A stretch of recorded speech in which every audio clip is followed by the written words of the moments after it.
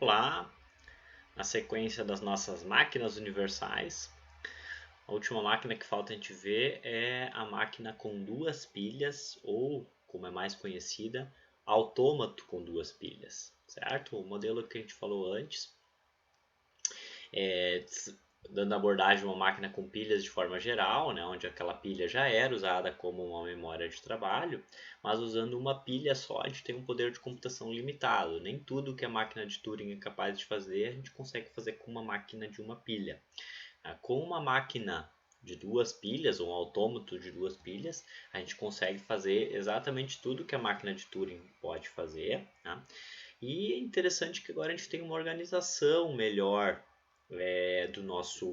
da nossa estrutura, né, da nossa arquitetura, porque a gente começa a ter tem uma separação ainda melhor, né, da memória de trabalho, da memória de entrada, né, e da saída. Então, essas estruturas auxiliares são do tipo pilha, do mesmo jeito com as pilhas que a gente viu no outro vídeo, ou seja, eu só posso inserir novos elementos no topo, né? E quando eu for desempilhar, eu removo do topo da minha pilha, né? E a minha entrada vai ser dada com uma fita, não com uma fila, como a máquina de Post, né? Mas com uma fita, mais parecido com a máquina de Turing, porque os valores não vão ser destruídos da fita, né? Por isso que a gente não vai falar em fila. Na fila eu tenho que ir removendo os elementos do início da fila e eles vão... por isso que eu digo que é uma leitura destrutiva, né? Na máquina de Post, por exemplo. Agora não, ela vai ser... Eu vou ter uma cabeça de leitura, assim como a máquina de Turing, que vai se movendo durante o meu processamento. Tá? A principal diferença em relação à máquina de uma pilha é a forma de representar o programa, que não vai ser vai ser agora um diagrama de estados, muito parecido com a máquina de Turing, né? Que a gente tinha também um diagrama de estados, não de fluxos simplesmente, como tínhamos no anterior. Os de fluxos até são mais fáceis de visualizar, o fluxo do programa, né? Que é quase como o programa monolítico é estruturado, mas ele não é tão completo no sentido de analisar profundamente a transferência entre os estados e, bom, a abordagem escolhida para o autômato com duas pilhas foi essa daí, certo? Muito bem. Então, como eu já comentei, né, a gente tem a fita, que vai ser o dispositivo de entrada, tá? Assim como a fita da máquina de Turing, só que agora eu não vou ter escritas na fita, eu vou ter só leituras, tá? E duas pilhas. As pilhas são minhas memórias auxiliares, então, que eu posso usar para escrever e para ler, né? A gravação é inserir um elemento no topo da pilha, topo da pilha, e a leitura é remover aquele elemento do topo da pilha. Tá? Aí sim, a leitura agora remove o elemento, né, para desempilhar ele. Tudo bem. Então, os elementos que são gravados na pilha, né, podem ser de um alfabeto auxiliar, assim como a gente tinha na máquina de Turing, ou pode ser os mesmos do alfabeto de entrada, que normalmente já nos atende. Ela não possui um tamanho fixo, a pilha, né, assim como a máquina de Turing, a gente assume que ela vai ser tão grande quanto precise. A unidade de controle, agora a gente volta a ter, é aquele cabeçote de leitura. Né? Ele mostra a posição atual onde eu estou lendo na minha fita ou nas pilhas. Né? Tem então a cabeça de fita e a cabeça da pilha, uma para cada pilha. A parte mais importante é o programa, a função de transição. Então, vão ser máquinas de estado, vai ser um diagrama de estados, né, Q1, Q2, e as transições entre esses estados é que vão ser os comandos do nosso programa, que vão definir o que tem que ser, sendo lido tal valor na fita, o que eu vou fazer com a pilha A, o que eu vou fazer com a pilha B, certo? Então essa é a definição, né? Sigma, como sempre, é o nosso conjunto de símbolos de entrada. Tá? O Q é o conjunto de estados possíveis, tá? Assim como a máquina de Turing eu vou ter estados, então, certo? Depois eu tenho a função programa, ou as funções de transição entre esses estados. Q0 é o estado inicial, né? Assim como a máquina de Turing eu tenho o estado inicial. F é o conjunto de estados finais, posso ter vários estados finais, e V é o meu alfabeto auxiliar. Então, você vê que a definição da máquina é bem parecida com a da máquina de Turing mesmo. E os programas, a função programa também é muito parecida a forma de armazenar, só que ela é ainda maior do que a máquina de Turing. Lembra? A máquina de Turing tinha sempre 3 valores, né? O valor, a transição de um estado para o outro, né? Aí o valor lido na fita, o valor que eu escrevia na fita e a indicação se eu me movia para a esquerda ou para a direita, né? Agora o cabeçote de leitura só se move para a direita, em direção ao final da fita, mas eu posso ter escrita na pilha 1 ou na pilha 2. Tá? Então a sequência é essa aqui. X, o primeiro elemento aqui, as transições vão sempre aparecer assim, tá? Entre parênteses aqui, com 5 valores dentro. A gente tem que lembrar o que são os 5 valores. O primeiro é o símbolo lido na fita. Né? O segundo valor é o símbolo lido na pilha 1. O terceiro é o lido escrito na pilha 1. Depois é o lido na pilha 2. E depois é o escrito na pilha 2, certo? Parece difícil de decorar, mas faz sentido. Pense assim, se a gente fosse especificar, né, o que a gente pensaria? Em primeiro lugar, a fila, que é o dispositivo de entrada, mais importante. Depois a pilha 1, depois a pilha 2, certo? Primeiro leitura, depois escrita. Então é exatamente essa ordem. Ó. Símbolo lido na fita. Na fita eu nunca gravo nada. Né? No autômato de 2 pilhas eu não gravo nada.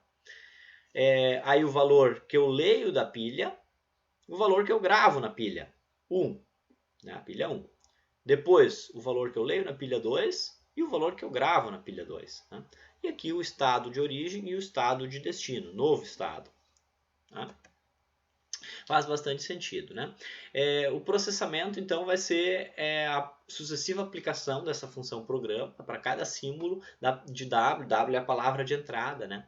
Eu vou ler da minha fita, da esquerda para a direita, todos os valores. Né? Até que aconteça uma parada, ou aconteça um ciclo infinito, que é a situação onde vai ficar empilhando e desempilhando e não vai sair dali. Né? Condição de parada, aí sim é quando chega num estado final, que aí pode ter sido reconhecida a palavra ou não. Eu vou analisar as minhas pilhas para ver se eu reconheci. Tá?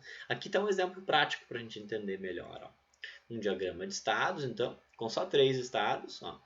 Q0 é o estado inicial, é por aqui que o programa começa sempre, e QF é o estado final, onde o programa termina, perfeito? Então tá. O que ele vai fazer é aquele mesmo programa de sempre, né, que vai comparar a quantidade de... ver se eu tenho 2 A's e depois tenho 2 B's, então ok, né? A questão do problema do duplo balanceamento, certo? Então vamos analisar ele parte por parte, como ele funciona a seguir. Né? Mas primeiro ter uma noção do todo, de como ele funciona, depois parte por parte. Né? No Q0 ele vai ficar lendo A minúsculo da minha fila, da minha entrada, né?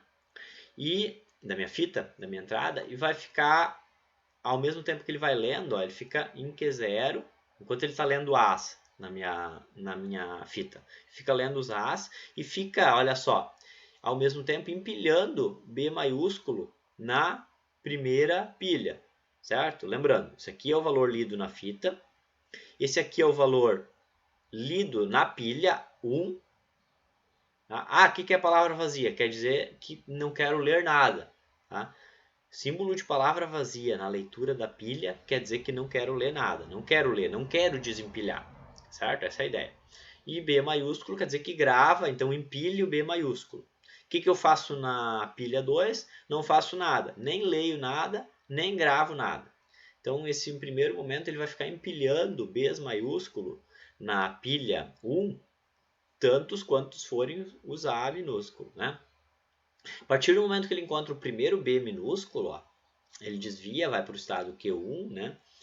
E ele já adiciona, ó, já faz a leitura, desempilha um B maiúsculo da fila, e aí ele fica lendo B minúsculo da minha fita e desempilhando B maiúsculo. Novamente não faz nada na pilha 2. Tá? Esse programa simples aqui ele não precisa fazer uso da pilha 2, ele não está sendo necessária a pilha 2. Ele vai ficar desempilhando todos os B maiúsculo e lendo B minúsculo, né? E se isso for numa quantidade igual, então ele vai conseguir desviar, em algum momento ele vai chegar e vai ler, vai ver que a fila, desculpa, eu sempre estou falando fila, a fita, ela chegou ao final, não tenho mais para ler. Né? Esse é o significado do interrogação, é o teste de que se a fita está vazia, chegou ao final da fita, ou o teste de que cheguei no final da pilha. Certo? É como se fosse lá o null, se a gente usar uma estrutura de dados desse tipo, né, que o último endereço é null. E ele retorna verdadeiro ou falso, se está no final da fita ou se está no final da pilha, certo? Vamos lá então ver passo a passo essa execução aqui, ó. Dada então, é esse mesmo programa, tá? Só que agora vamos ver passo a passo. A fita, ó, a entrada vai ser armazenada aqui e aquele é o mesmo exemplo. A, B, B, né? Vai ter que ser reconhecido como duplo balanceamento isso aqui. Aqui temos um carinha novo, então, que já aparecia na máquina de Turing, né? Que é a cabeça de leitura ou a unidade de controle. Cabeça de leitura da fita ou unidade de controle. E aqui eu vou ter duas pilhas, ó, pilha 1 e pilha 2. Tá? Novamente eu vou mostrar o histórico das pilhas crescendo aqui para a direita. Daqui para cá, na verdade, né? Fica invertido na minha imagem da webcam. Crescendo daqui para cá para ficar vendo o histórico, certo? Não precisarmos ficar relembrando o que tinha. Enquanto que a cabeça de leitura aqui, essa sim eu vou avançar aqui conforme vai lendo, porque não acontece uma leitura destrutiva na minha fita. Continua os valores que estavam ali de entrada, certo? Então tá.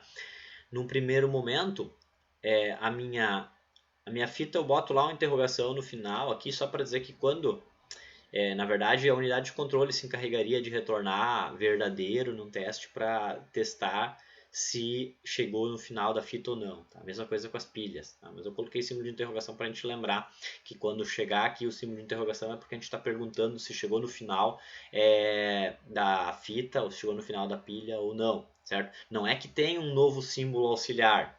Não é como um novo símbolo auxiliar além da palavra vazia. Não. O interrogação é apenas um teste se cheguei no final ou não. Bom? Muito bem. Então, estou no estado Q0.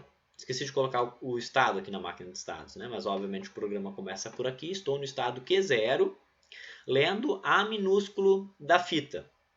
Então, qual a minha transição? É essa aqui. Certo? Estado Q0, lendo A minúsculo. Ela me leva para o próprio estado Q0, certo? Ela lê palavra vazia da pilha 1, ou seja, não faz nada, não desempilha nada na pilha 1, e empilha, grava o B maiúsculo na pilha 1. Com a pilha 2 não faz nada, nem leitura nem escrita, certo? Então vamos fazer a fita avançar e atualizar aqui minhas pilhas. Ó. A pilha 2 não aconteceu nada, na pilha 1 gravei o B maiúsculo. Né? O primeiro empilhei ele, né?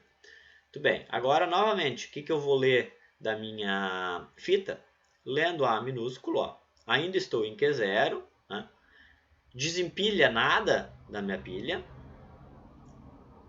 e empilha o B maiúsculo na pilha 1. Na pilha 2 não faz nada novamente, certo? Então a gente vai ter o B maiúsculo sendo empilhado aqui, na pilha 2 não acontecendo nada, minha cabeça de leitura avançou para o elemento seguinte da minha fita e eu permaneço em Q0. Tá? Estado Q0, lendo B minúsculo. Qual é a transição? É essa aqui agora, certo?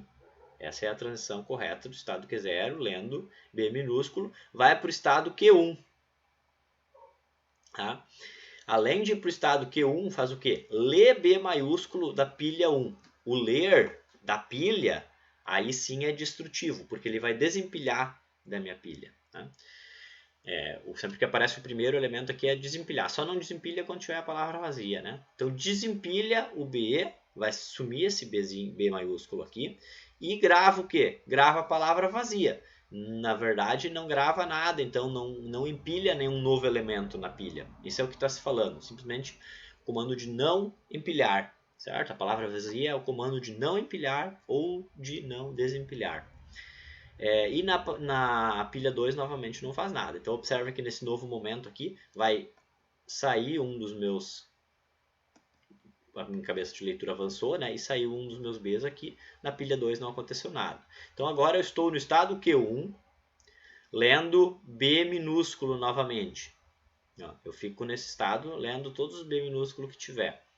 Então, leio o B minúsculo da minha fita, né? Faço o quê? Desempilho um B maiúsculo da pilha 1, gravo nada na pilha 1, leio nada da pilha 2, gravo nada na pilha 2. Então, nesse novo momento aqui, a cabeça de leitura avança para cá e minha pilha fica assim. Né? Desempilhei o último B que eu tinha aqui e continuei no estado Q1. Tá?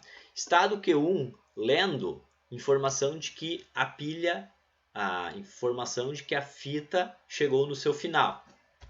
Interrogação. Ele está me indicando, me dizendo assim, a fita chegou no final. Tá? Qual a transição, então?